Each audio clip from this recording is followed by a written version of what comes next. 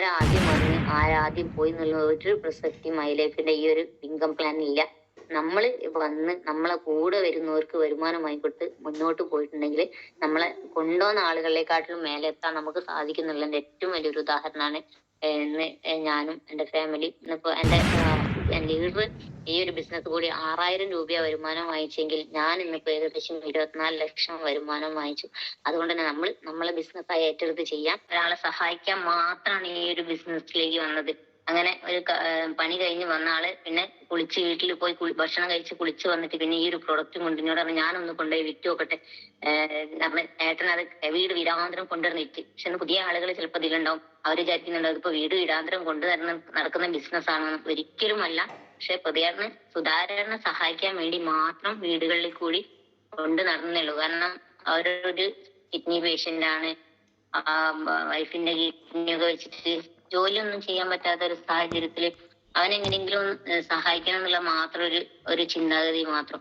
പക്ഷെ വൈകുന്നേരം വന്ന സമയത്ത് ഭയങ്കര സന്തോഷത്തോടു കൂടിയാ വന്നത്. ആ ഒരു പ്രൊഡക്റ്റ് ഒരാൾക്ക് എന്തെങ്കിലും കൊടുക്കാൻ വിചാരിച്ചാല് അത് കൊടുത്തിരിക്കും. എന്തെങ്കിലും പറഞ്ഞിട്ട് അയാളെ കയ്യിൽ അത് പിടിപ്പിച്ചിട്ടേ പോരും. അങ്ങനെ ഒരു കഴിവ് ആൾക്കുള്ളതുകൊണ്ട് തന്നെ ഒട്ടുമുക്കാലും അത് വിറ്റിട്ട് തന്നെയാണ് വൈകുന്നേരം ഇവിടെ എത്തിയത്. എന്നുള്ള സന്തോഷമായി. അപ്പൊ എന്നോട് അന്ന് പോകുന്നുണ്ടോ 10-21 വർഷം ആയുർവേദ വൈദ്യന്റെ കൂടെ നിന്നുകൊണ്ട് തന്നെ അത് പച്ചമരുന്നുകൾ എന്താണെന്നുള്ളതും പറമ്പിൽ കാണുന്ന ഓരോ മരുന്നുകളും ഇന്നതിനാന്നുള്ള നല്ല ബോധമുള്ളതുകൊണ്ട് തന്നെ ആൾക്ക് അതൊരു നല്ലൊരു കോൺഫിഡൻസ് ആയി ഉള്ളില് എന്തായാലും കൊടുക്കാൻ പറ്റുന്നുള്ളേ. അങ്ങനെ പിറ്റേന്ന് രാവിലെ ഭവാനി സാർ ഞങ്ങളെ ഷോപ്പിൽ വന്ന് നോക്കുമ്പോ സാറ് പറയുന്നത് ശ്രീജേഷ് അത് വിറ്റില്ലേന്ന് വെച്ചു. അപ്പൊ ഞാൻ പറഞ്ഞു ഞാനല്ല സാറേ വിറ്റത്, എന്റെ ഹസ്ബൻഡാണ് എടുത്ത് വിറ്റത്. അന്ന് ഭവാനി സാറ് ശരിക്കും പറഞ്ഞാൽ ഞെട്ടിപ്പോയൊരു സാഹചര്യം. കാരണം സാറ് എന്നോട് പറഞ്ഞെന്തറിയോ, ഈ ഒരു പ്രൊഡക്റ്റ് വിൽക്കാൻ ശ്രീജേച്ചിക്ക് സാധിക്കുള്ളൂ, പ്രതിവേട്ടൻ ഇത് സാധിക്കൂലെന്ന്. പ്രതികരണം ഭവാനി സാർ 3 മണിയൊക്കെ ആകുമ്പോൾ കാണുന്നത് എങ്ങനെയാ വെച്ചാൽ താടി മുടിയൊക്കെ നീട്ടിയിട്ട് എല്ലാ പ്രതീക്ഷകളും നഷ്ടപ്പെട്ടു. ഞാനതിനെ സൂര്യക്കേടാക്കി. നമ്മളെ ഒരു ജീവിതം ഒരു എല്ലാ ലേഡീസും ഒരു എന്താ പറയാ നമ്മളെ വിവാഹ ജീവിതത്തിലേക്ക് കടന്നു വരുമ്പോ ഒരുപാട് സ്വപ്നങ്ങളായിട്ടേക്കും വരുന്നുണ്ടാവുക. പക്ഷെ നമ്മൾ ഈ ഒരു വീട്ടിലെത്തിയ സമയത്ത് ഒരു സൈക്കിള് പോലും ഇല്ല എന്ന് മനസ്സിലായപ്പോൾ ഞാൻ എന്റെ സ്വപ്നങ്ങളൊക്കെ ഒരു മുറിയിലിട്ട് കൂട്ടി പ്രശ്നങ്ങൾ മാത്രം പുറത്തെടുക്കുന്ന ഒരു സാഹചര്യമായിരുന്നു. അപ്പൊ സാറ് പറഞ്ഞു ഇതൊരു നല്ലൊരു അവസരമാണ് പ്രതിവേട്ടൻ ആ കച്ചവടം ചെയ്യുന്നുണ്ട് ശ്രീജേച്ചി, നിങ്ങൾ ഈ ഒരു പ്രശ്നങ്ങളും പ്രയാസങ്ങളും ഒക്കെ ഒരു മുറിയിലിട്ട് കൂട്ടിയിട്ട് നിങ്ങളെ സ്വപ്നങ്ങൾ പുറത്തെടുക്കാൻ പറഞ്ഞു. അപ്പൊ ഞാൻ പറഞ്ഞു എന്റെ സ്വപ്നങ്ങൾ പുറത്തെടുക്കണമെങ്കിൽ എനിക്ക് ഒരുപാട് ക്യാഷ് വേണം. കാരണം വലിയ വലിയ സ്വപ്നങ്ങളാണ്. അപ്പൊ ഞാൻ ഇങ്ങനെ വിചാരിക്കുന്നു എനിക്ക് ഇതിന് അത്രയും വലിയ സ്വപ്നങ്ങളൊക്കെ ദൈവം തന്നെയാണ്. പക്ഷെ ദൈവം നമുക്ക് ഇങ്ങനെ ഒരു അവസരം കരുതി വെച്ചിട്ടുണ്ടെന്നുള്ളത് പിന്നെയാണ് ഞാൻ അറിയുന്നത്. പക്ഷെ താൻ പാതി ദൈവം പാതി. സാറേ എന്നും ഞങ്ങളെ ഷോപ്പിൽ വന്നിട്ട് നമ്മളെ ഈ ഒരു വട്ടം വരച്ചിട്ട് നമ്മളെ തലയ്ക്ക് തന്നെ വട്ടായി പോകും. അത്രയും ദിവസം ഇങ്ങനെ പറഞ്ഞിട്ട് എനിക്ക് ഈ ഒരു ബിസിനസ്സിന് ഒട്ടും താല്പര്യമില്ലാത്തതുകൊണ്ട് തന്നെ ആ ഒരു പ്ലാൻ എന്റെ തലയിലേക്ക് ഒരിക്കലും കയറുന്നില്ല. ഞാൻ പറഞ്ഞു സാർ ഇത് നടക്കൂല, ഒരു ടീമിനെ ഡെവലപ്പ് ചെയ്യുന്ന സംഭവമാണ്. കാരണം അതിന് സംസാരിക്കാൻ കഴിവ് സംസാരിക്കാൻ എനിക്കിട്ട് അറിയില്ല. അതുകൊണ്ട് തന്നെ ഞാൻ എതിർത്ത് സംസാരിച്ചു. പക്ഷെ പിറ്റേന്ന് മുതൽ സാറ് പ്ലേറ്റ് മാറ്റി. കാരണം രാവിലെ തൊട്ട് ഉച്ച വരെ ഞങ്ങളെ ഷോപ്പിൽ വന്നിരിക്കുന്ന സാറ് പിന്നെ ഉച്ചയ്ക്ക് ശേഷം വരാൻ തുടങ്ങി. ഹൃദയേട്ടൻ കൽപ്പണി കഴിഞ്ഞ് വരുന്നത് വരെ കാത്തുനിന്ന് പ്രതിയേട്ടനോട് സാറ് കാര്യങ്ങളൊക്കെ പറഞ്ഞു. പ്രതിവേട്ട ഇത് വിൽക്കലും വാങ്ങലും മാത്രല്ല, നിങ്ങൾ കുറെ സാധനം വിൽക്കുന്നുണ്ട് വാങ്ങുന്നുണ്ട്, അവര് വീണ്ടും കൊണ്ടുതരുന്നുണ്ട്. എന്റെ ഐഡിയ അടിച്ചിട്ട് അതിൽ തന്നെ എനിക്ക് ഇൻകം വരുന്ന ലെവലിൽ തന്നെ പർച്ചേസ് ഒക്കെ ചെയ്ത് നമ്മൾ ചെറിയ റാങ്ക് ഒക്കെ കയറ്റിയിട്ടുണ്ടായിരുന്നു. അപ്പൊ പറഞ്ഞ് ഇതില് വിൽക്കുന്നത് അല്ലെങ്കിൽ റീറ്റെയിൽ ചെയ്യുന്നവരോടാണ് ഞാൻ പറയുന്നത്, റീറ്റെയിൽ മാത്രം നമ്മൾ ഫോക്കസ് ചെയ്ത് പോയിട്ടുണ്ടെങ്കിൽ നമുക്ക് പാസീവ് ഇൻകം, നമ്മൾ നാളുകളിൽ 4 ദിവസം കടന്നു പോയിട്ടുണ്ടെങ്കിൽ നമുക്ക് വരുമാനം വരാൻ വേണ്ടിയിട്ടാണ് നമ്മൾ ഈ ഒരു ബിസിനസ് ചെയ്യുന്നത്. അതുകൊണ്ട് തന്നെ പ്രതിവട്ടം ഇതിൽ കൂടി ഒരു ടീം ഉണ്ടാക്കണം എന്നാണ്. അപ്പൊ അതെങ്ങനെയാ സാറേ എന്ന് വെച്ചാൽ, പ്രതിവട്ടം ഇന്ന് സോപ്പ് ആണെങ്കിലും പേസ്റ്റ് ആണെങ്കിലും കുറെ വെൽനസ് പ്രൊഡക്റ്റുകളൊക്കെ കൊടുത്തിട്ടുണ്ട്. അത് കൊടുത്ത ആളുകളെ വീട്ടിൽ പോയിട്ട് അവരുടെ പേരും അഡ്രസ്സും വാങ്ങിയിട്ട് അവർക്കൊരു ഡിസ്കൗണ്ട് കാർഡ് കൊടുക്കണം എന്നാണ്. അത് അങ്ങനെ കൊടുത്തിട്ടുണ്ടെങ്കിൽ നിങ്ങൾക്ക് കിട്ടുന്ന കമ്പനി നിങ്ങൾക്ക് ഏത് വിലയ്ക്കാണോ തരുന്നത് അതേ വിലയ്ക്ക് നിങ്ങൾ അവർക്ക് കൊടുക്കണം എന്നാണ്. അപ്പൊ അത് നടക്കൂല സാറേ, എത്രയും റീറ്റെയിൽ അതിന്റെ മുകളിലുള്ള അതേ വിലയ്ക്ക് തന്നെയാണ് റീറ്റെയിൽ തന്നെയാ കൊടുക്കുക. 5-10 കുറച്ച് കൊടുക്കുക എന്നല്ലാണ്ട് ഒരു പൈസയും കുറച്ച് കൊടുക്കൂല. ആ റീറ്റെയിൽ പ്രോഫിറ്റ് കയ്യിൽ കിട്ടിയ ആളോട് പെട്ടെന്ന് ഒരു സുപ്രഭാതത്തിൽ അങ്ങനെ കൊടുക്കണം എന്നപ്പോ ഹൃദയാണ് അത് ദഹിക്കുന്നില്ല. അപ്പൊ പറഞ്ഞ് ഇത് ഇന്നുള്ള പ്രശ്നമല്ല, നാളുകളിൽ അല്ലെങ്കിൽ 1-2 വർഷം കഴിയുമ്പോൾ നിങ്ങളെ കൂടെ നല്ലൊരു ടീം ഉണ്ടാവാൻ വേണ്ടിയിട്ടാണ് ഞാൻ അങ്ങനെ പറയുന്നത്. ആ ടീം വർക്കിന്റെ ഫലമായിട്ടാണ് നമ്മൾ വീട്ടിലിരുന്നാലും വരുമാനം വരാൻ. പിന്നെ പൊതുവേട്ടൻ എന്തും പോസിറ്റീവായിട്ടേ കാണുള്ളൂ. അതുകൊണ്ട് തന്നെ എന്ത് പറഞ്ഞാലും അതനുസരിക്കും ആര് പറഞ്ഞാലും. അപ്പം പറഞ്ഞ് ഓക്കെ ഞാനിത് ചെയ്തോളാന്ന് പറഞ്ഞുകൊണ്ട് അവരെ ഞങ്ങൾ ആദ്യമായിട്ടൊരു കവചപ്രാശായിരുന്നു കൊടുത്ത ഒരു സുനിൽ എന്ന് പറഞ്ഞ ഒരാള്. പക്ഷെ ആ സുനിൽ സാറിന് ഐഡിയ അടിക്കാനൊക്കെ തന്ന്. പക്ഷെ ഒരിക്കലും ഞാൻ ബിസിനസ് ചെയ്യൂല പ്രതിവട്ടം, കവചപ്രാവശ്യം ഞാൻ നല്ലോണം വിറ്റോളാന്ന് മാത്രമേ ആള് പറഞ്ഞുള്ളൂ. അപ്പൊ പറഞ്ഞ് കുറേ ഒരു 35 പ്രാവശ്യമെങ്കിലും ആ സുനിൽ സാറിന്റെ വീട്ടിൽ പ്രതിയേട്ടൻ പോയിട്ടുണ്ട് കേട്ടോ ബിസിനസ് പറയാൻ വേണ്ടിയിട്ട്. പക്ഷെ സുനിയേട്ടൻ ഇറങ്ങൂലെന്ന് തന്നെ പറഞ്ഞു. സുനിൽ സാറിനോട് പറഞ്ഞു, സാറേ ഇങ്ങനെ ഒരാളുണ്ട്, സുനിൽ എന്ന് പറഞ്ഞ ഒരാളെന്റെ ഒരു കമ്പനിക്കാരനാണ്, അവൻ ഇറങ്ങിയിട്ടുണ്ട് പൊളിക്കും പൊളിക്കും. ഇത് തന്നെയാ പ്രതിയേട്ടന്റെ വാക്ക്. പ്രതിയേട്ടൻ നല്ലൊരു കോൺഫിഡൻസ്, അവൻ ഇറങ്ങിയിട്ടുണ്ട് പൊളിക്കുന്നു. പക്ഷെ ഭവാനി സാറ് പോയി ആ ഒരു പ്ലാൻ അവിടെ പറഞ്ഞു കൊടുത്ത സമയത്ത് സുനിയേട്ടൻ ഇറങ്ങി. അവൻ പറയുമ്പോൾ ഇതാണോ ബിസിനസ്, പ്രദീപേട്ടൻ എന്നോട് എന്തൊക്കെയോ പറഞ്ഞിട്ടുണ്ട്, എനിക്കിതൊന്നും മനസ്സിലായിട്ടില്ല. അപ്പൊ പ്രതിയാണ് ഒരു കാര്യം മനസ്സിലായി, ഞാൻ പറഞ്ഞു കൊടുത്തിട്ട് മനസ്സിലാവായിട്ടാണ് സുനി വരാത്തത്. അപ്പൊ നമ്മൾ ചിന്തിക്കുക, നമ്മൾ വിളിച്ചിട്ട് ഒരു ആള് വരുന്നില്ലെങ്കിൽ, ഒരു കസ്റ്റമർ വരുന്നില്ലെങ്കിൽ നമ്മൾ പറഞ്ഞു കൊടുത്ത പ്ലാൻ അവർക്ക് ഒരിക്കലും അല്ലെങ്കിൽ തലയിൽ കയറിയിട്ടില്ല, അതിന് നമ്മൾ അപ്ലൈൻ ലീഡേഴ്സിനെയും കൂട്ടി പോയിട്ട് അവർക്ക് ആ ഒരു പ്ലാന് പറഞ്ഞു കൊടുത്തിട്ടുണ്ടെങ്കിൽ അവർ ആ ബിസിനസ്സിലേക്ക് ഇറങ്ങും. ഇന്ന് എന്റെ കൂടെ ഞങ്ങളെ കൂടെ വർക്ക് ചെയ്യാൻ സുനിയേട്ടൻ ഇറങ്ങിയ സമയത്ത് ഇന്ന് ഒരു കവചപ്രാവശ്യം കൊടുത്ത് ആ സുനിയേട്ടന്റെ ടീമിൽ കൂടി അന്ന് ഞങ്ങൾക്ക് ഏകദേശം 2,76,00,000 ബിസിനസ് വോളിയം ഒരു ഭാഗം ഓർഗനൈസേഷൻ ഫണ്ടിലും. അതേപോലെ തന്നെ സാറ് പറഞ്ഞ ഈ ഒരു ബിസിനസ് സ്റ്റാർട്ട് ചെയ്യുമ്പോൾ ഒരു ബന്ധുവിനും ഒരു സുഹൃത്തിനെയും 2 ആളെ മാത്രം പരിചയപ്പെടുത്തിയാൽ മതി പ്രതിവട്ട. പിന്നെ അവരിൽ കൂടിയാണ് നമ്മൾ ടീം പോവാന്ന്. 1 സൈഡിൽ ഞങ്ങൾ സുനിയേട്ടനെ പരിചയപ്പെടുത്തി, അതേപോലെ തന്നെ 2 സൈഡിൽ ശിവശങ്കരൻ എന്ന ഒരാളെയും. അപ്പൊ നമ്മൾ അവരെ 95ന്റെ റിസൾട്ട്, വൈഫിന് ക്യാൻസർ ആയിരുന്നു. അപ്പൊ നമ്മൾ 95 6 മാസം കഴിച്ച സമയത്ത് അവർക്ക് പൂർണ്ണ ആരോഗ്യവരിയായിട്ട് ഇന്ന് അവരെ കണ്ടിട്ടുണ്ടെങ്കിൽ നമ്മൾ അത്ഭുതപ്പെട്ടു. ഞാൻ 100% ഉറപ്പിച്ചു പറയുന്നത്, ഞങ്ങൾക്ക് അത്രയും റിസൾട്ടാണ് 95-ല്. ദൈവം ആയുസ്സും ആരോഗ്യം ഭൂമിയിൽ ഇട്ടിട്ടുണ്ടെങ്കിൽ 95-ല് ക്യാൻസർ മാറുമെന്ന് ഞാൻ ഉറച്ചു വിശ്വസിക്കുന്നുണ്ട്.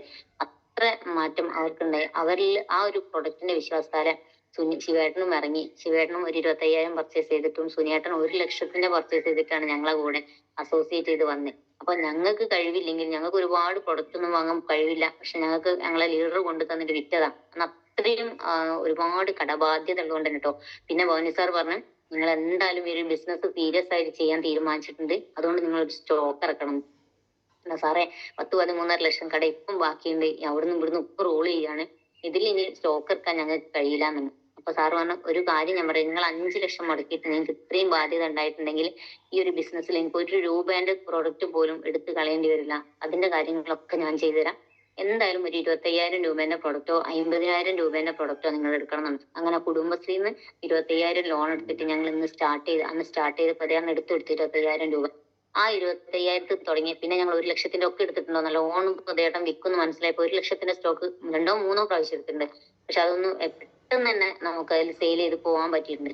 ആ 1,00,000 തുടങ്ങിയ ബിസിനസ് ഇന്ന് ഇപ്പൊ ഏകദേശം 5.5 കോടി ടേൺ ഓവർ എനിക്ക് ഈ ഒരു ടീം വർക്ക് കൂടി ചെയ്യാൻ സാധിച്ചു എന്നുള്ളതാണ് ഏറ്റവും വലിയൊരു പ്രത്യേകത. കോടിയിൽ എത്ര പൂജ്യം ഉണ്ടെന്ന് ചോദിച്ചാൽ പറയാനറിയാത്ത ഞാൻ കോടികളെ ബിസിനസ് ഈ ഒരു 5.5 വർഷം കൊണ്ട് ചെയ്തു തന്നാൽ ശരിക്കും പറഞ്ഞാൽ തിരിഞ്ഞു നോക്കുമ്പോൾ എനിക്ക് തന്നെ വിശ്വസിക്കാൻ പറ്റില്ല. അതാണ് ഈ ഒരു ടീം വർക്കിന്റെ പവർ മനസ്സിലായി. ഞാൻ ഈ ഒരു ബിസിനസ്സിൽ പോസിറ്റീവ് ആവാൻ കാരണം ഹൃദയേട്ടൻ ഞാൻ പറഞ്ഞു, ഭവനി സാർ പറഞ്ഞ സമയത്ത് ഹൃദയേട്ടൻ ചെറിയൊരു ടീം ഉണ്ടാക്കാൻ എഫേർട്ട് എടുത്ത് അതുവരെ കൽപ്പണിക്ക് പോകുന്ന ആള് പിന്നെ ഒരു സുപ്രഭാതത്തിൽ ആ പണി ഉപേക്ഷിച്ചു. റൂബി ആയിട്ടേ ഉള്ളൂ, ടീം പോലും ഇല്ല, ടീമിനെ പറ്റി ചിന്തിച്ചിട്ട് പോലുമില്ല. എന്നിട്ടും ആ ഒരു സമയത്ത് കൽപ്പണി ഉപേക്ഷിച്ചിട്ട് ഭവാനി സാറിന്റെ കൂടെ പൂർണ്ണമായിട്ടും അങ്ങോട്ട് ഇറങ്ങി. അപ്പൊ സാറ് പറയുന്നത്, ഒരാളെ വീട്ടിൽ പോകണമെങ്കിൽ പ്രതിവട്ടം ഇങ്ങനെ പോരാ, ഈ ഒരു വേഷം, അതൊക്കെ താടിയും മുടിയൊക്കെ നീട്ടിയിട്ട് ഒരു ഭ്രാന്തൻ വേഷത്തിലാണ് ആള്. അപ്പൊ ഇങ്ങനെ പോയിട്ടുണ്ടെങ്കിൽ ശരിയാവില്ല, പ്രതിവട്ടം നല്ലൊരു വൃത്തിയിൽ പോകണം എന്ന് പറഞ്ഞ് പ്രതിവേട്ടൻ തന്നെ ഭവാനി സാറ് ആ ഒരു ബാർബർ ഷോപ്പിൽ കൊണ്ടുപോയി മുടിയും താടിയും ഒക്കെ വടിച്ച്, കാരണം ഒരു ശില്പമാക്കുമ്പോൾ ഒരുപാട് വേണ്ടാത്ത ഭാഗങ്ങളൊക്കെ ചെത്തി മിനുക്കിയിട്ടാണ് ആ ഒരു സുന്ദര രൂപമായിട്ട് എടുക്കുന്നുണ്ടാവുക. പക്ഷെ അതേപോലെയുള്ള ഒരു രൂപം ഒക്കെ ആക്കി മാറ്റാനൊക്കെ നല്ല എഫേർട്ട്. പക്ഷെ അത് നമ്മൾ സഹിക്കണം കേട്ടോ, നമ്മൾ നിന്ന് കൊടുക്കണം.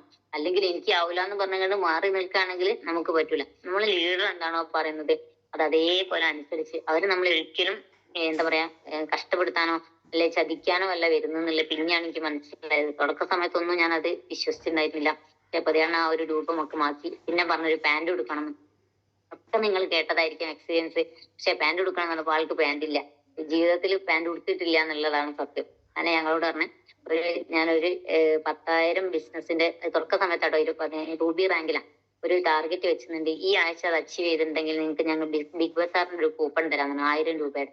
ആദ്യമായിട്ട് ഞങ്ങള് ഹൃദയം ഒരു പാന്റും ഷർട്ടും വാങ്ങിച്ചു. അത് ഇട്ടുപോയ സമയത്ത് എനിക്ക് തോന്നുന്നു നാട്ടുകാരെ ഭയങ്കര കളിയാക്കല്. ഞങ്ങൾ ആദ്യമായിട്ട് ഒരു പാന്റ് എടുക്കുന്ന ആളെ ആ ഒരു അവസ്ഥയൊക്കെ നമുക്ക് ചിന്തിച്ചാലൊക്കെ.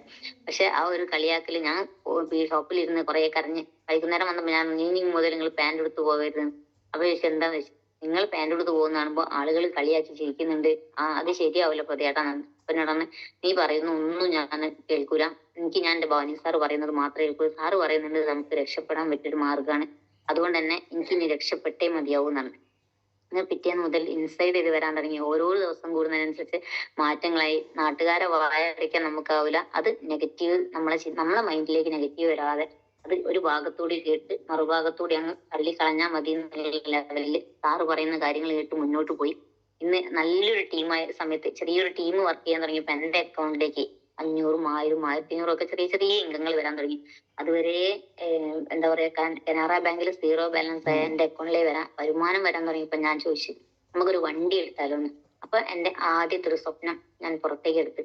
ഒരുപാട് സ്വപ്നങ്ങൾ ഉണ്ട്, പക്ഷെ ഫസ്റ്റ് സ്വപ്നം എനിക്കൊരു വണ്ടി തന്നെയായിരുന്നു. പക്ഷെ അങ്ങനെ ആ ഒരു സ്വപ്നം മുന്നിൽ വന്ന സമയത്ത് തന്നെ ഞാൻ വേഗം പോയി 2 വീലറും 4 വീലറും ലൈസൻസ് എടുത്ത്.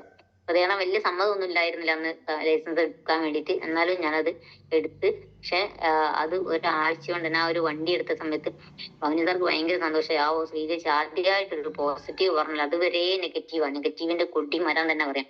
ആ വണ്ടി എടുക്കാൻ പറഞ്ഞപ്പോ വേഗം ഞങ്ങൾ 3 ആളും കൂടി പോയി വണ്ടി എടുത്ത്. പക്ഷെ പുതിയേട്ടൻ ലൈസൻസ് എടുത്തിട്ടില്ല, വണ്ടി സൈക്കിൾ ബാലൻസ് മാത്രമേ ഉള്ളൂ. ഭവനി സാർ ഷോറൂമിൽ നിന്ന് ഇങ്ങോട്ട് ഇറങ്ങിയിട്ട് വണ്ടീനെ ഈ ഭാഗം പിടിച്ച് ഇതുകൊണ്ട് മുരണ്ടിയാല് വണ്ടി പോവും, മറുഭാഗത്തെ അത് അങ്ങോട്ട് ബ്രേക്ക്, ഇതാണ് ബ്രേക്ക്, അത് അങ്ങോട്ട് പിടിച്ചാല് വണ്ടി അവിടെ നിൽക്കും. ഇത്രയേ വണ്ടീന്റെ സിസ്റ്റം ഉള്ളൂ, പോയി എന്ന് പറഞ്ഞു കണ്ട് പ്രതിയാണെയും കൂട്ടിപ്പോയി. സാർ തന്നെയാണ് പഠിപ്പിച്ചത്. അങ്ങനെ ഒരാഴ്ച കൊണ്ട് തന്നെ ആ വണ്ടി ആക്സിഡന്റ് പറ്റി ആൾക്ക് ഒരു 8 മാസം കിടക്കേണ്ട ഒരു സിറ്റുവേഷൻ വന്നു. സത്യം പറഞ്ഞാൽ ആ ഒരു സമയത്ത് ഒരിക്കലും ഞാൻ വിചാരിച്ചില്ല ഈ ഒരു ടീം വർക്ക് ചെയ്യുന്നു, നമുക്ക് ഒരു പാസീവ് ഇൻകം കിട്ടുന്നു, അതൊന്നും എന്റെ ചിന്താഗതിയിൽ നല്ല പേടി. കാരണം ഇത്രയും കടത്തിനുള്ളിൽ കൂടി ആള് കിടന്നു പോവുകയും കൂടി ചെയ്താൽ ഉണ്ടാകുന്ന ഒരു അവസ്ഥ ചിന്തിച്ചു നോക്കിയാൽ. പക്ഷെ അന്ന് ദൈവം സഹായിച്ച അന്ന് ഒരു ടീം ഉണ്ടായതുകൊണ്ട് തന്നെ ഞങ്ങൾ TC റാങ്കിലാണ് ആക്സിഡന്റ് പറ്റി കിടക്കുന്നതെങ്കിൽ ഞങ്ങൾ ഒരു പണി എടുക്കാതെ എന്റെ ഏട്ടനെ സൂക്ഷിച്ചു നിൽക്കുന്ന സമയത്തും എന്റെ അക്കൗണ്ടിലേക്ക് 500 മുതൽ 15,000 വരെ ആഴ്ച വരുമാനം വന്നപ്പോ ഞാൻ ഞെട്ടിപ്പോയി. കാരണം തുണി ഷോപ്പ് അടച്ചിട്ടിട്ട് 1 രൂപ പോലും ആ ഒരു തുണി ഷോപ്പിൽ നിന്ന് കിട്ടിയില്ല. പക്ഷെ അതിലുള്ള വാടകയാണെങ്കിലും കറണ്ട് ബില്ലൊക്കെ അടച്ചത് മൈ ലൈഫിലെ ആ ഒരു ബിസിനസ് കൊണ്ട് മാത്രമാണ്. അപ്പൊ എനിക്ക് തോന്നി, ഭവാനി സാർ എന്റെ അടുത്ത് ഓടി വന്ന് പറഞ്ഞ് എറണാകുളത്ത് പോയതിനാള് പ്രതിയേട്ടൻ വീണ് നടന്നപ്പോ ഭയങ്കര സങ്കടമായി. കാരണം ആദ്യമായിട്ട് ഒരാളെ കിട്ടി, അയാളെയും കൊണ്ട് പോകുന്ന സമയത്ത് അയാൾ വീഴുകയും കൂടി ചെയ്താൽ ഉണ്ടാകുന്ന ഒരു അവസ്ഥ സാറിന് ഭയങ്കര സങ്കടമായി. സാറിനോട് പ്രതിയേട്ടൻ ചിരിച്ചുകൊണ്ട് പറയാം, അതെല്ലാം നല്ലതിനാണ് സാറേ. അപ്പൊ പ്രതിയേട്ടൻ അറിയാം ഞാൻ ഇറങ്ങുന്നു, കാരണം എനിക്ക് എല്ലാ ആഴ്ചയും വരുമാനം വരുന്നുണ്ട്. അപ്പൊ ഓളോട് പറഞ്ഞു കൊടുത്താൽ അവൾക്ക് മനസ്സിലാകാതിരിക്കില്ല എന്നുള്ളൊരു പ്രതീക്ഷയാണ് പ്രതിയേട്ടൻ. ഭവാനി പറഞ്ഞു, നല്ലൊരു ടീം ചേളന്നൂർ ജെൻസിന്റെ ഒരു ടീം പ്രതിവേട്ടൻ ചേളന്നൂർ ഉണ്ടാക്കിയിട്ടുണ്ട്. അതേപോലെ മൊത്തം ഒരു കുടുംബശ്രീയിലെ ലേഡീസ് ഉണ്ട് കൊടുവള്ളി, നിങ്ങൾ ആ ടീമിനെ ഒന്ന് പോയി കാണണം. ഞാൻ ആദ്യമായിട്ട് എന്റെ ടീമിനെ കാണാൻ പോകുന്നത് ATC റാങ്കിലാണ്. കുടുംബശ്രീ വ്യാഴാഴ്ച കുടുംബശ്രീ നടക്കുമ്പോൾ ശോഭന മേഡം ഉണ്ട്, മാലതി മേഡം ഉണ്ട്, മൈമോൻ താത്ത, കുറെ ലേഡീസ് അവിടെ ഉണ്ട്. അപ്പൊ ഭവനി സാർ എന്നെ അവിടെ പരിചയപ്പെടുത്തി, ഇതാണ് നമ്മളെ ടീമിന്റെ ലീഡർ, ആദ്യമായിട്ടാണ് ഇറങ്ങിയെന്നൊക്കെ പറഞ്ഞ് മൂപ്പര് എന്നെ ഉന്തി തള്ളിയിട്ടാണ് അവിടെ 2 വാക്ക് സംസാരിക്കാൻ വേണ്ടിയിട്ട് കേറി സംസാരിക്കുന്നതാണ് എന്നെ വയ്യെന്ന് ഉന്തിയിട്ടാണ്. പക്ഷെ അന്നപ്പോ എനിക്ക് എന്താ പറയണ്ടേന്ന് അറിയില്ല, എന്താ ബബ്ബ അടിച്ചിട്ട് അവരോട് സംസാരിക്കാൻ പോലും അറിയാതെ എങ്ങനെയോ ഞാൻ 2 വാക്ക് എന്റെ പേരും സ്ഥലവും മാത്രം പറഞ്ഞ് ഞാൻ അടങ്ങിയിരുന്നു. അപ്പൊ മാലതീച്ചി ചിന്തിച്ച കാര്യത്തിലും പോലെ ഇവൾക്ക് ഈ ഒരു ബിസിനസ് ചെയ്യാൻ പറ്റിയെങ്കിൽ എനിക്ക് എന്തുകൊണ്ട് ചെയ്തുകൂടാന്നുള്ളൊരു ചിന്താഗതി അവരെ ഉള്ളിൽ വന്ന് അവരന്ന് ആ ഒരു ബിസിനസ് ഏറ്റെടുക്കുന്നപ്പോ RTC ടച്ചിങ് ആണ്. കുറച്ച് ബിസിനസ് കൂടി മതി RTCക്ക്. അതേപോലെ തന്നെ മൈമൂന് എന്താ പറയാ ആസ്മാ താത്ത, സമീർ താത്ത, ഒരുപടി ലേഡി ലീഡേഴ്സ് നല്ല റാങ്കിലേക്ക് കടന്നു വരാനൊക്കെ ഈ ഒരു ബിസിനസ് കൂടി സാധിച്ചു. അപ്പൊ അന്ന് എനിക്ക് മനസ്സിലായി ഈ ഒരു ബിസിനസ്സിൽ എന്തൊക്കെയോ കിട്ടുന്നുണ്ട്. സാറ് പറഞ്ഞത് വളരെ കറക്റ്റ് ആണ്. ഞാൻ അന്ന് പ്രതിയോട് പറഞ്ഞതെന്നറിയോ, അയാളെ വേഷം കണ്ടില്ലേ, പാന്റും ഷർട്ടും ഇൻസൈഡും ഒക്കെ ചെയ്തിട്ട് അയാൾക്ക് എന്തോ കിട്ടാൻ വേണ്ടി വരികയാണ്, നിങ്ങൾ വെറുതെ ഇതിൽ പോയി പെട്ടുകൊണ്ടാന്നൊക്കെ പറഞ്ഞ് ഞാൻ എതിർത്ത് സംസാരിച്ചു നോക്കി. നേരം വൈകി വരുമ്പോ സാറിന്റെ കൂടെ പോയാൽ പിന്നെ 12 മണിയാവും വീട്ടിലെത്താൻ. ഇയാളുടെ എവിടെയോ പോയി കഥ പറഞ്ഞിരിക്കാന്നും പറഞ്ഞ് ഞാൻ അത് കഥകൊക്കെ അടച്ചിട്ടിട്ട് അരമണിക്കൂർ വരെ പുറത്ത് നിർത്തിയിട്ട് നിങ്ങൾ അവിടെ നിൽക്കിന്ന് പറഞ്ഞ് പുറത്തുനിന്ന് വരെ കുളിച്ച്. അത്ര ദ്രോഹം ഞാൻ ഈ ഒരു ബിസിനസ് ചെയ്യുന്നത് കൊണ്ട് തന്നെ ഹസ്ബൻഡിനോട് ചെയ്തിട്ടുണ്ടായിരുന്നു. പക്ഷെ ഈ ഒരു പാസീവ് ഇൻകം മൈ ലൈഫിൽ ഇത്രയും വലിയൊരു അവസരം ആണെന്ന് മനസ്സിലായി. പാസീവ് ഇൻകം കിട്ടിയപ്പോഴാണ് ഞാൻ ഈ ഒരു ബിസിനസ്സിലേക്ക് എന്തായാലും പഠിക്കണം. സാറും പറഞ്ഞു ഒരാളോട് സംസാരിക്കാൻ അറിയില്ല, എന്ത് പറയണമെന്ന് അറിയില്ല. ടീം ഉണ്ടാകുന്ന സമയത്ത് ആ ടീമിന് കൂട്ടിയിരുത്തുമ്പോ ഒക്കെ സംസാരിക്കുക. സാർ ഇങ്ങനെ സംസാരിക്കുമ്പോൾ ഞാൻ വിചാരിക്കും അയ്യോ അതുപോലെ ഒന്നും ഒരിക്കലും പറയാൻ പറ്റൂല എന്നുള്ള ലെവലായിരുന്നു. പക്ഷെ അപ്പൊ എന്നോട് പറഞ്ഞാന്നറിയോ, ഈ ഒരു ട്രെയിനിങ്ങും മീറ്റിങ്ങും അറ്റൻഡ് ചെയ്തിട്ടുണ്ടെങ്കിൽ ഇവന്റ്സുകളും ഒഴിവാക്കാതെ എല്ലാം നിരന്തരം അറ്റൻഡ് ചെയ്യുക. അതിനൊക്കെ പൈസ വേണം. GTS പോകണമെങ്കിൽ 30 വേണം, വൺ ഡേക്ക് പോകണമെങ്കിൽ 300 വേണം, ടുഡേ RTPക്ക് പോകണമെങ്കിൽ രണ്ടുപേരും പോകും. 2500, 2500, 5000 വെച്ചിട്ടാണ് ഞങ്ങൾ ഓരോരോ RTPയും പങ്കെടുത്തത്. അങ്ങനെ എല്ലാ ട്രെയിനിങ് അറ്റൻഡ് ചെയ്ത് എനിക്കറിയാം, എനിക്കൊന്നും അറിയില്ല.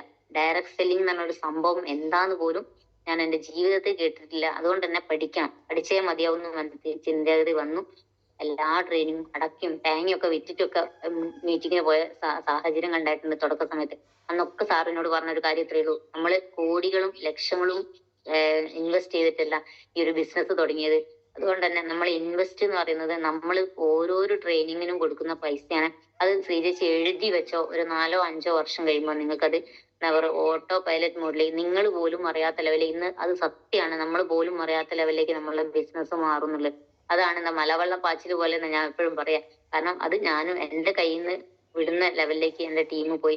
ഞാൻ ഇന്നിപ്പോ ഡാഷ്ബോർഡ് എടുത്ത് നോക്കുന്ന സമയത്ത് 25,000, 30,000 ഒക്കെ എവിടുന്നാ കയറിയെന്ന് പോലും അറിയാത്ത ലെവലിലേക്ക് എന്റെ ബിസിനസ് മാറാൻ തുടങ്ങി. അതൊക്കെ വളരെ കറക്റ്റ് ആയിട്ടുള്ള കാര്യങ്ങൾ. അങ്ങനെ നല്ലൊരു ടീമിനെ ഡെവലപ്പ് ചെയ്ത് മുന്നോട്ട് പോകാൻ സാധിക്കുന്നുണ്ട്. നിങ്ങൾ ചെയ്യേണ്ട ഒരു കാര്യത്തിലേ ഉള്ളൂ. നിങ്ങൾ എല്ലാവരും ഒരു സ്റ്റോക്ക് ഇറക്കിയ ആളുകളായിരിക്കും. 25,000-നും 50,000-നും 1,00,000-ന്റെയും 2.5-3.5 ലക്ഷം വരെ സ്റ്റോക്ക് എടുത്ത ആളുകൾ, എക്സ് മിലിറ്ററി ആയ പ്രകാശേട്ടൻ വരെ 3.5 ലക്ഷത്തിന് സ്റ്റോക്ക് എടുത്ത ആളുകൾ നമ്മളെ ടീമിൽ വന്നിട്ടുണ്ട്. അങ്ങനെ ഒരു ഓരോ റാങ്ക് എത്തുന്ന സമയത്തും നമ്മളെ കൂടെ ഓരോരോ പുതിയ ആളുകൾ കടന്നു വരും. നമ്മൾ പോലും വിചാരിക്കാത്ത. ഞാൻ STC റാങ്കിന്റെ സെലിബ്രേഷൻ നടത്തുമാണ് അസ്മാത്താത്ത് എന്റെ ടീമിലേക്ക് ആദ്യമായിട്ട് എന്റെ ഒരു സെലിബ്രേഷനിൽ വന്ന് പങ്കെടുത്തതാ. ID പോലും അടിക്കാതെ ആരോ കൂട്ടിക്കൊണ്ടുവന്ന. പക്ഷെ ആ ഒരു ലേഡിയാണ് എന്റെ STC റാങ്കിലാണ് അവർ വന്നെങ്കിൽ ഇന്നിപ്പോ അവര് STCയും കഴിഞ്ഞിട്ട് RTCയിലേക്ക് പോയിക്കൊണ്ടിരിക്കുക. അപ്പൊ അത് നമ്മൾ വിചാരിക്കുന്ന അയ്യോ എനിക്ക് ടീമില്ലല്ലോ എന്ന് വിചാരിച്ച് ഒരിക്കലും വിഷമിച്ചിരിക്കണ്ട. നിങ്ങൾ ചിലപ്പം STC റാങ്കിൽ എത്തുമ്പോഴേക്കും നിങ്ങളെ രക്ഷപ്പെടുത്താനുള്ള ആള് ദൈവം പറഞ്ഞേക്കുന്നുണ്ടാവുക. അനിൽ സാർ എപ്പോഴും പറയാറുണ്ട്, നമ്മളെ കൂടെ അസോസിയേറ്റ് ചെയ്തിരുന്ന ആളുകൾ നമ്മളെ രക്ഷപ്പെടുത്താൻ വേണ്ടി ദൈവം അയക്കുന്നതാണ്. അതിന് കാത്തിരിക്കേണ്ടി വരും. ടെൻഷൻ അടിച്ചിട്ട് എനിക്ക് ടീമില്ല എന്ന് പറഞ്ഞുകൊണ്ട് നിർത്തി പോവല്ല, പിടിച്ചു നിൽക്കാം. ഈ ഒരു ക്യൂവിൽ നിൽക്കുമ്പോൾ ഉന്തുന്തിക്കും തള്ളും ഒക്കെ ഉണ്ടാവും. പക്ഷെ അതൊക്കെ സഹിച്ചിട്ട് നമ്മൾ അവിടെ നിൽക്കുകയാണെങ്കിൽ നമ്മൾ ആ ഒരു ക്യൂവിന്റെ കൂടെ ആ ഒരു ഒഴുക്കിനനുസരിച്ച് ഇങ്ങനെ നീന്തിപ്പോകും. പക്ഷെ എനിക്ക് അതൊന്നും സഹിക്കാൻ പറ്റില്ല എന്ന് നമ്മൾ ഒരു സ്റ്റെപ്പ് ഇങ്ങോട്ട് മാറി നോക്കി ക്യൂ അതിന്റെ വഴിക്ക് അങ്ങ് പോകും. പക്ഷെ നമ്മൾ ഒരു സമയത്ത് അവിടെ പോയി നിൽക്കാൻ, ഞാൻ അവിടെ ആയിരുന്നു എന്ന് പറഞ്ഞു പോയാൽ ഒരിക്കലും ഒരാളും സമ്മതിക്കൂല. അതുകൊണ്ട് തന്നെ അതൊക്കെ സഹിച്ച് നിങ്ങൾ പോവുക. നിങ്ങൾ ചെയ്യേണ്ട ഒരേ 4 കാര്യങ്ങൾ ഞാൻ പറയാം. ഫസ്റ്റ് നമ്മൾ ചെയ്യേണ്ടത്, ഇന്ന് റീറ്റെയിൽ ചെയ്യുന്ന ആളാണെങ്കിൽ നിങ്ങൾ നല്ലൊരു ടീമിനെ ബിൽഡ് എ ടീം. നല്ല ഒരു 1-1.5 വർഷം എടുത്തിട്ട് ആ ഒരു ടീമിനെ ബിൽഡ് ചെയ്യാനുള്ള എഫേർട്ട് എടുക്കുക. കാരണം നാളുകളിൽ നമ്മൾ ആഗ്രഹിക്കുന്നത് നമ്മൾ നിന്ന് പോയാലും നമ്മളെ കുടുംബത്തിലേക്ക് വരുമാനം വരാൻ വേണ്ടിയിട്ടാ. അതിന് എല്ലാരോടും ബെന്നി സാർ എപ്പോഴും പറയാറുണ്ട്, ഭ്രാന്തായിക്കളെ പോലെ കടിക്കണം. ഹൃദയേട്ടൻ സത്യം പറഞ്ഞാൽ തുടക്ക സമയത്ത് ഇപ്പം ബെന്നി സാറിന്റെ ഓരോരോ സ്പീച്ച് കേൾക്കുന്ന സമയത്തും ഹൃദയേട്ടൻ എല്ലാരോടും ഒരു മരിച്ച വീട്ടിൽ പോയാൽ പോലും ആ ശവം കണ്ടിറങ്ങിയാൽ പിന്നെ അവിടെ പുറത്തുനിന്ന് ബിസിനസ്സാ. സെയിൽസ് ടാക്സ് ഓഫീസിൽ പോയാൽ, പോലീസ്, എവിടെയാണോ ആളെത്തുന്നത് അത് ഇന്നെക്കാട്ടും വലിയ റാങ്കാണ്. ഞാൻ പറയാം അങ്ങനെ ഒന്നും പറയരുത്, എനിക്ക് അവരെന്ത് വിചാരിക്കുന്നുള്ള ഒരു ആറ്റിറ്റ്യൂഡാ.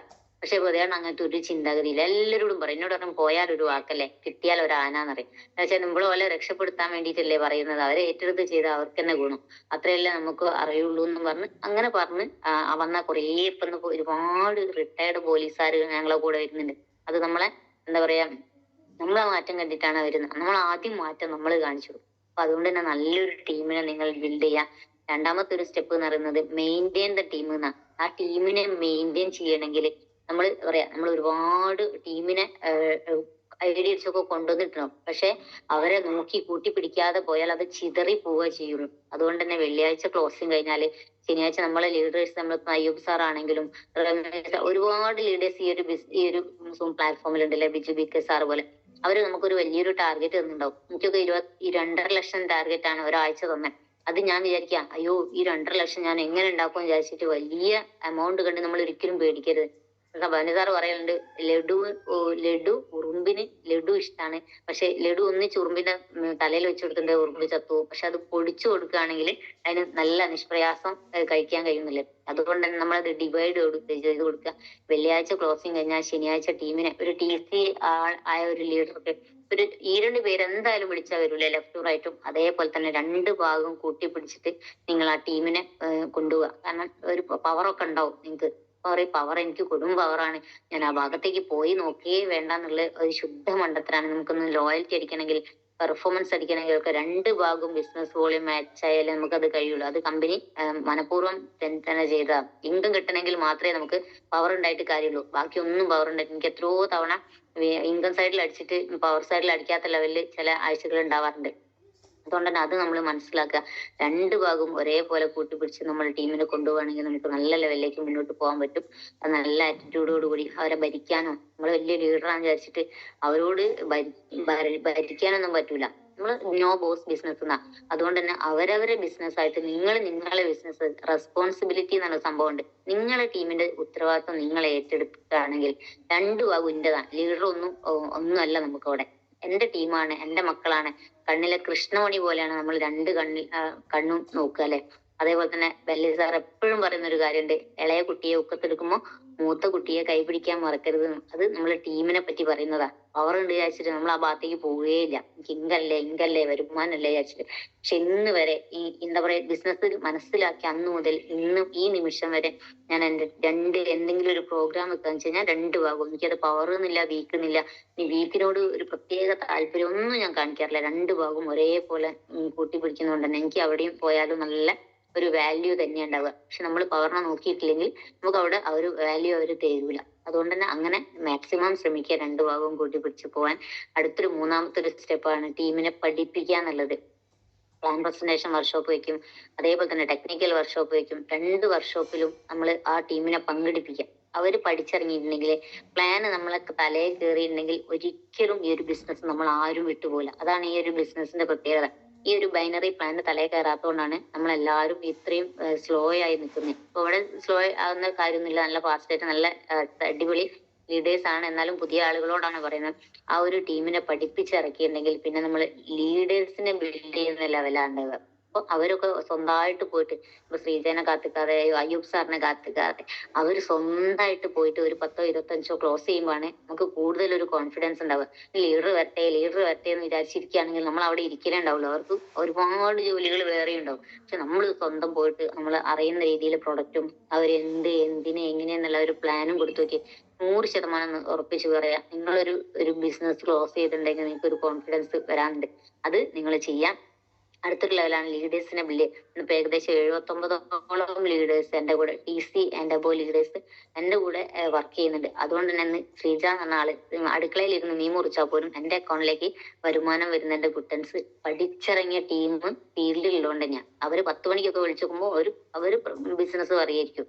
അതുകൊണ്ട് തന്നെ ഇന്ന് എനിക്ക് വെറുതെ ഇരുന്നാൽ പോലും ഒരു 10-65,000 രൂപ വരുമാനം വരുന്നത്, +2 പോലും കംപ്ലീറ്റ് ചെയ്യാത്ത എനിക്ക് എവിടുന്ന് കിട്ടാനാ? നിങ്ങളൊന്ന് ചിന്തിച്ചു നോക്ക്. ഒരു തുണി ഷോപ്പിൽ നിൽക്കുന്ന ലേഡിക്ക് വരെ 7,000, 8,000, 9,000, 10,000, ഒരു 12,000 വരെ കിട്ടിയേക്കും മാക്സിമം. പക്ഷെ അതിൽ അങ്ങോട്ട് കിട്ടുമെന്ന് എനിക്ക് തോന്നുന്നില്ല. പക്ഷെ ആ ഒരു ലെവലിൽ ഇന്നിപ്പോ ഞാൻ വെറുതെ ആ ഒരു 5 വർഷത്തെ ടീമിന്റെ എഫേർട്ട്, അല്ലെ ടീം ഉണ്ടാക്കേണ്ട എഫേർട്ട് മാത്രമേ ചെയ്തുള്ളൂ ഞങ്ങള്. അതും ലീഡേഴ്സിന്റെ സപ്പോർട്ട് കൂടി, എന്റെ സ്വന്തം കഴിവല്ല കേട്ടോ. ആ ഒരു ഇന്ന് വെറുതെ ഇരുന്നാ പോലും എന്നോട് ഭാവന സാർ എപ്പോഴും ചോദിക്കുന്നു, ശ്രീചേച്ചി നിങ്ങൾക്ക് വെറുതെ ഇരുന്നാ അപ്പൊ എത്ര കിട്ടുന്നു? പറഞ്ഞൊരു 10-65,000 രൂപ കിട്ടുന്നുണ്ടെന്ന്. പക്ഷെ നമ്മൾ അതിനല്ല 2,10,000 കമ്പനി എത്രയോ ഐഡികളിൽ കൂടി തരാന്നുണ്ട്. അത് മുഴുവൻ വാങ്ങിച്ചെടുത്തിട്ടേ ഞാൻ മുന്നോട്ട് പോകുള്ളൂ. കാരണം അത്രയും പൈസ ഇല്ലാത്ത കാരണത്താൽ ഒരുപാട് വിഷമങ്ങളൊക്കെ കുടുംബത്തിൽ സഹിക്കേണ്ടി വന്നിട്ടുണ്ട്. അപ്പൊ ഞാൻ ചിന്തിച്ചൊരു കാര്യത്രേ ഉള്ളൂ, എങ്ങനെങ്കിലും ഒരു കോടീശ്വരി ആയിട്ടേ ഇനി മുന്നോട്ട് പോവുള്ളൂ. കാരണം വെച്ചാൽ അത് നമുക്ക് അത്യാവശ്യമാണ്. ആ ഉള്ളിൽ അടങ്ങാത്തൊരു വാശിയോട് കൂടി മുന്നോട്ട് പോവുകയാണെങ്കിൽ നമുക്ക് ഒരുപാട് നേട്ടങ്ങൾ ഉണ്ടാക്കാൻ സാധിക്കും. അതേപോലെ തന്നെ അടുത്തൊരു ലെവലാണ് അസറ്റ് ബിൽഡ് ചെയ്യാന്ന് പറഞ്ഞത്. അപ്പൊ എന്റേതിപ്പോ ഏകദേശം 4 ലെവലും കഴിഞ്ഞ് ഇനി അസറ്റ് എന്ന് പറഞ്ഞ അതിന് കുറച്ചും കൂടി ഒരു ഇന്ന് ഞാൻ എന്താണെന്ന് എനിക്ക് കിട്ടി കഴിഞ്ഞ വരുമാനം ഏകദേശം ഒരു 24 ലക്ഷം വരുമാനം, 2 കോടി പെയർ മാച്ച് ആയിട്ട് ഒരു 24 ലക്ഷം വരുമാനം ഞാൻ വാങ്ങിക്കഴിഞ്ഞതിനെ പറ്റി ഞാൻ ചിന്തിക്കുന്നേ ഇല്ല. എനിക്ക് എന്തൊക്കെ കിട്ടാണ്ടെന്ന് മാത്രമേ നോക്കുന്നുള്ളൂ. ഇന്ന് ഞാൻ എന്താണെന്നല്ല, ഒരു 2 വർഷം കൂടി കഴിയുമ്പോഴേക്ക് ഞാൻ എന്താണെന്ന് മാത്രമേ ഞാൻ ചിന്തിക്കുന്നുള്ളൂ. അങ്ങനെ മാത്രമേ നിങ്ങൾ ചിന്തിക്കാവൂ. ഇന്ന് നിങ്ങൾ എന്താണെന്ന് ചിന്തിക്കുകയേ ചെയ്യരുത്. ഒരു 4-5 വർഷം കഴിയുമ്പോൾ ഞാൻ എന്തായിരിക്കും എന്നുള്ള ആ ഒരു ചിന്താഗതി വരും. അതേപോലെ തന്നെ ഇപ്പൊ അല്ല എന്താ പറയാ, സ്വർണ്ണപാത്രം കയ്യിൽ വെച്ചിട്ട് നമ്മൾ ഭിക്ഷ യാചിക്കുന്ന ലെവലിലേക്ക് നല്ലൊരു ഐഡിയ നമ്മളെ കയ്യിലുണ്ട്. നമ്മള് മുന്നേ പോയ ലീഡേഴ്സ് ഒക്കെ നമുക്ക് കാണിച്ചു തരുന്നുണ്ട്. ഇത്രയും നേട്ടങ്ങൾ ഈ ഒരു ബിസിനസ് കൂടി ഉണ്ടാക്കാൻ പറ്റുന്നില്ലേ. പക്ഷെ നമ്മൾ ഇപ്പോഴും കടന്നു ഉറങ്ങുക. അതിന് ഞാനൊരു കണക്കും കൂടി പറയാം. നമ്മൾ ജോലിക്ക് വേണ്ടി ശ്രമിച്ചുകൊണ്ടിരിക്കുക ഇപ്പോഴും ആളുകൾ അല്ലെ, 100% ഉറപ്പാണത്. അപ്പൊ ഞാൻ ഒരു ചെറിയൊരു കണക്കും കൂടി പറഞ്ഞ് ഞാൻ വൈൻഡപ്പ് ചെയ്യാം. ഒരു വയസ്സ് മുതൽ ഒരു 25 വയസ്സ് വരെ ഒരു കുട്ടി ജീവിക്കുന്നത് അച്ഛനെയും അമ്മനെയും ആശ്രയിച്ചാ അല്ലെ. അതിനുശേഷം ഒരു 60 വയസ്സ് വരെ ഒരു 30 വർഷം, കാരണം നമ്മുടെ ഒരു ഗവൺമെന്റ് എംപ്ലോയി ആണെങ്കിൽ 25 വയസ്സ് ജോലി കിട്ടിയാൽ 35, 45, 55, 85, 60 വയസ്സ് വരെ നമ്മൾ സർവീസിൽ ഉണ്ടാവും. അവിടുന്ന് ഒരു 60 മുതൽ ഒരു 90 വയസ്സ് വരെ നമ്മൾ പിന്നെ മക്കളെ ആശ്രയിച്ചാ ജീവിക്കുന്നത്. ഇനിയുള്ള കാലം മക്കള് നമ്മളെ നോക്കുന്നുള്ള 100% വിശ്വാസമുള്ള ആരെങ്കിലും ഉണ്ടെങ്കിൽ ഉറപ്പിച്ച, എനിക്കൊരു വിശ്വാസമില്ല. കാരണം വെച്ചാൽ നമ്മളെ മക്കളൊക്കെ പറയാം നീ പുറത്തേക്കാ പോവുക, അവർക്കൊക്കെ പുറത്തു പോയി വർക്ക് ചെയ്യാനാ ഇഷ്ടം ഉണ്ടാവുക. അങ്ങനെയാണെങ്കിൽ ഒരു 25 വയസ്സിൽ ഒരു ജോലി കിട്ടിയാൽ 30 വർഷക്കാലം നമ്മൾ അധ്വാനിക്കുന്ന സമയം. ഈ ഒരു 30 വർഷക്കാലം ഒരു 25,000 ശമ്പളം കിട്ടുന്ന ഒരാളാണെങ്കിൽ ആ ഒരു 25 വയസ്സിലൊരു കുട്ടിക്ക് 25,000 ശമ്പളം കിട്ടുന്നെങ്കിൽ അവർക്ക് ഒരു വർഷം കൊണ്ട് ഉണ്ടാക്കാൻ പറ്റിയ എമൗണ്ട് എന്ന് പറയുന്നത് 3 ലക്ഷം രൂപയാണ്. 30 വർഷം പണിയെടുക്കുകയാണെങ്കിൽ 3 ലക്ഷം ഇൻറ്റു 30 അടിച്ചു നോക്കിയിട്ടുണ്ടെങ്കിൽ ഒരു 90 ലക്ഷം രൂപ ജീവിത ആയുസ്സിൽ നമുക്ക് ഉണ്ടാക്കാൻ പറ്റിയ ഒരു എമൗണ്ടാണ്. ഒരു റോഡിൽ കൂടി എടുക്കുന്ന ഒരു ഓടി Q3 വണ്ടി പോലുള്ള നമ്മളെ ബെല്ലി സാർ എപ്പോഴും ഒരു 12,000 സ്ക്വയർ ഫീറ്റ് വീട് ഉണ്ടാക്കുന്നതിനുള്ളിൽ കൂടിയാണ് ഒരു കോടീന്റെ വണ്ടി എടുത്ത്.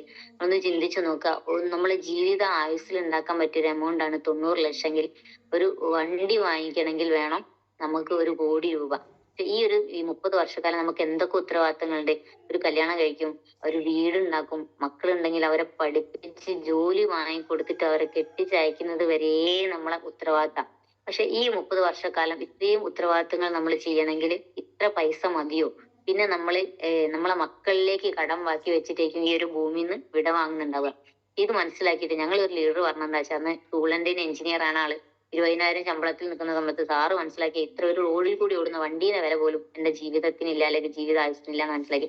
അന്ന് സാറ് പറഞ്ഞ ഒരു കണക്കാട്ടോ, ആ മനസ്സിലാക്കി. ഇന്ന് മൈ ലൈഫിൽ ഐഡിയറ്റ്സ് ഇന്ന് ആഴ്ചയിൽ 2,10,000 ആള് വന്ന്.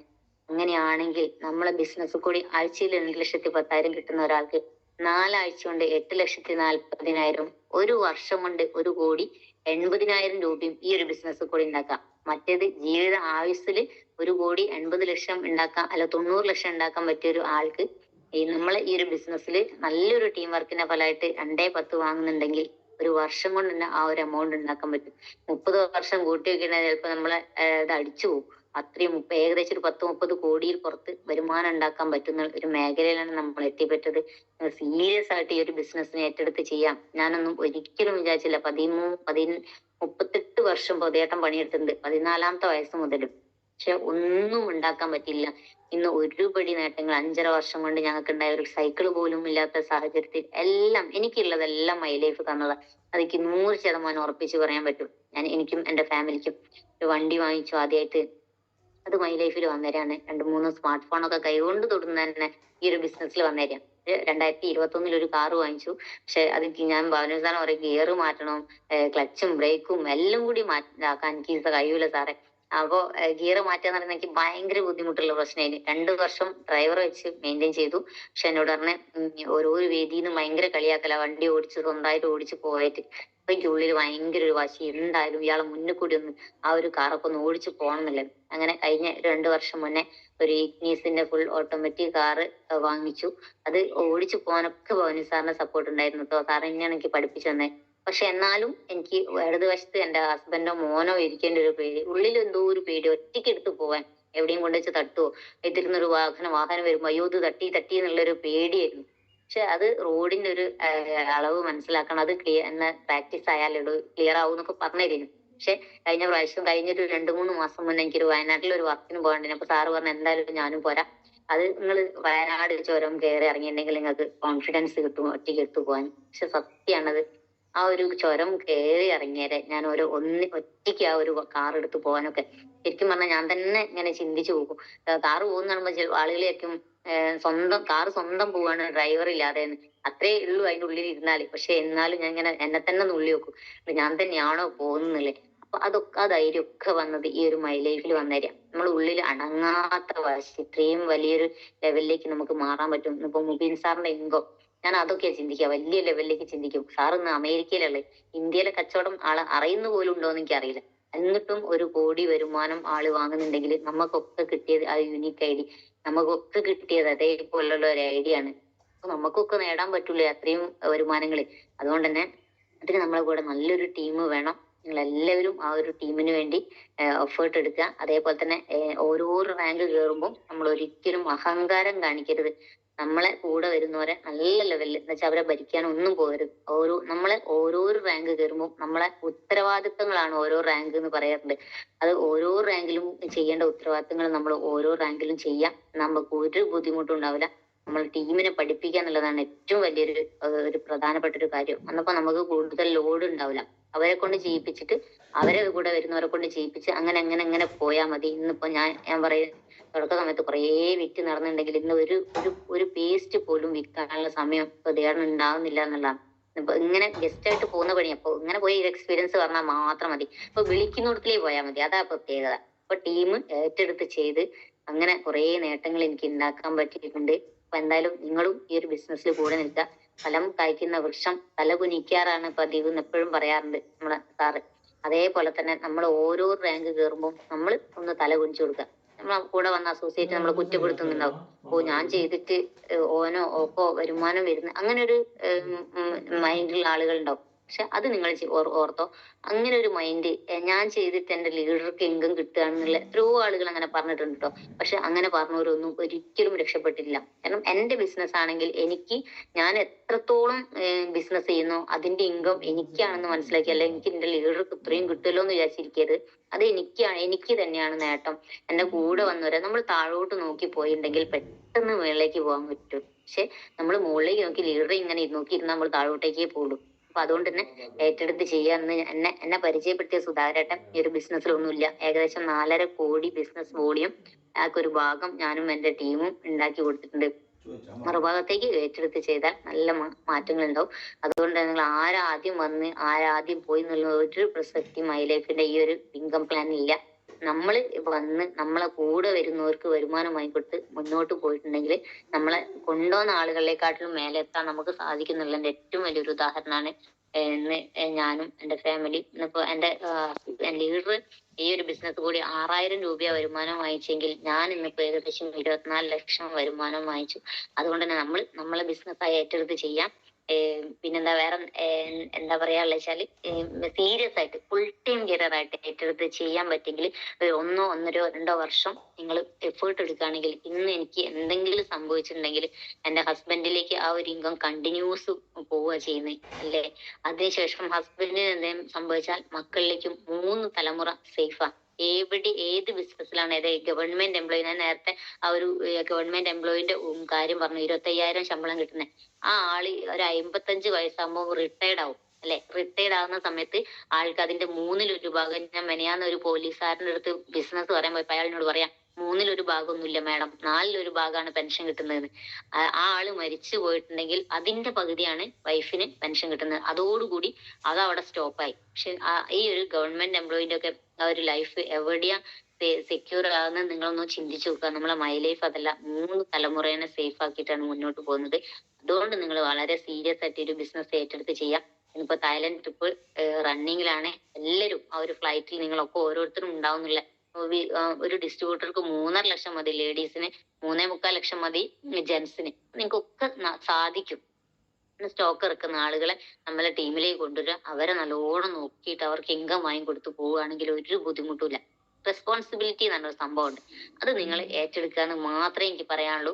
എന്തായാലും എല്ലാവർക്കും നല്ല വിജയങ്ങൾ ഉണ്ടാവട്ടെ. അയ്യൂബ് സാറിനും എന്റെ ഹൃദയത്തിന്റെ വശം നന്ദി പറയാണ് ഇങ്ങോട്ട് ഇൻവൈറ്റ് ചെയ്തതിന്. എല്ലാവർക്കും നല്ല വിജയങ്ങൾ ഉണ്ടാവട്ടെ എന്ന് പറഞ്ഞുകൊണ്ട് ഞാൻ എന്റെ വാക്കുകൾ നിർത്തുന്നു. ജയ് ഹിന്ദ്, ജയ് മൈലേജ്, ജയ്